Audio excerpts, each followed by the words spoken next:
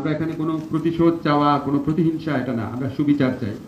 আপনারা নিজের চোখে দেখেছেন কি ভয়ঙ্কর হত্যাকাণ্ড ঘটেছে। আমরা কখনো বিশ্বাস করতে পারতাম না যে মানে একটা দেশের মানুষ আরেকটা মানে একটা দেশের, আমি একটু বলতাম করে, একটা বৃদ্ধ প্রজন্ম একটা তরুণ প্রজন্মকে উন্মত্তভাবে খুনের নেশায় নেমেছিল আর কি। আমাদের চোখের সামনে আমরা সব দেখেছি।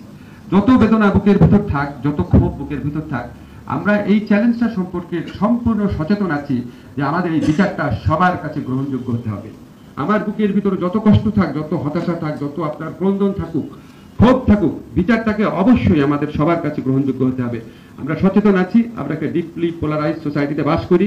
আমরা সচেতন আছি এই দেশে বিচারের নামে কি ধরনের অবিচার হয়েছে অতীতে, আমরা সবকিছুই জানি এবং এই জন্য আমরা সচেতন আছি যে এটার প্রতিফলন আপনারা আমাদের বিচার কার্যের মধ্যে দিয়ে দেখবেন।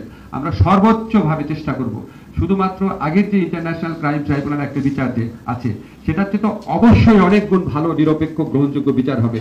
আমরা চেষ্টা করব আন্তর্জাতিক বিশ্বের কাছে এবং এখানে বাংলাদেশে যারা প্রতিটা মানুষের কাছে যেন এই বিচার গ্রহণযোগ্য হয়। যেসব নেতারা বা যে সমস্ত ব্যক্তিরা এখানে বিচার কার্যের সম্মুখীন হবে, তাদের যারা সমর্থক আছে তাদেরও যেন মনে হয় হ্যাঁ সত্যি উনি অন্যায় করেছে বা উনি অন্যায় করে নাই, তারাও যেন কনভিন্স থাকে। আমরা এই সমাজে আর ক্ষত চাই না, বিভাজন চাই না। আমরা বিচারের মধ্যে দিয়ে একটা রিকনসিলিয়েশন প্রসেসে শুরু করতে চাই, যে সবাই যেন একমত হয় এই বিচারটা যেটা হয়েছে, এটা বিচারে যে শাস্তি পেয়েছে যদি পায় তো অবশ্যই তার প্রাপ্য ছিল। এই ধরনের একটা শ্রেষ্ঠ মাত্রায়, সর্বোচ্চ শ্রেষ্ঠ মাত্রায় বিচার প্রতিষ্ঠা করার প্রত্যয় নিয়ে আমরা এগিয়ে যাব। আপনাদের সাথে মাঝে মাঝে কনসালটেশন করব। আমাদের যখন যা গাইডেন্স দেওয়া দরকার দিবেন, আমাদের ওপেন একটা ওয়ে, আমরা একটা গুগল একটা অ্যাড্রেসও খুলবো, যখন যা দরকার পরামর্শ দিবেন।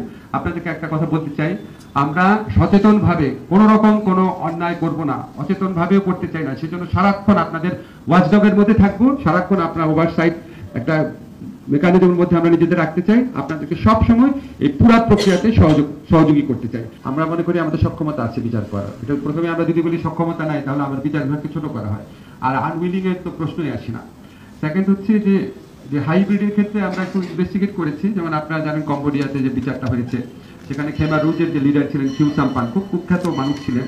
ওনার মতো একটা মানুষের বিচার আপনার গ্রেফতার হয়েছে 2007-এ, বিচার হয়েছে 2018-তে, 11 বছর লেগেছে। কোনো কোনো ক্ষেত্রে 15 বছরেও বিচার সম্পন্ন হয় নাই। তো আমাদের কাছে মনে হয়েছে এখানে একটা অনেক বড় দীর্ঘসূত্রিতা থাকে, আর আমাদের একটা ন্যাশনাল ইমোশনের ব্যাপার আছে। আমরা এই বিচার প্রক্রিয়ার খুব কাছাকাছি থাকতে চাই। এটার জন্য সবকিছু বিবেচনা আমরা আমাদের অভ্যন্তরীণ ট্রাইব্যুনালটা আছে ডোমেস্টিক, সেটাকে প্রেফার করেছি।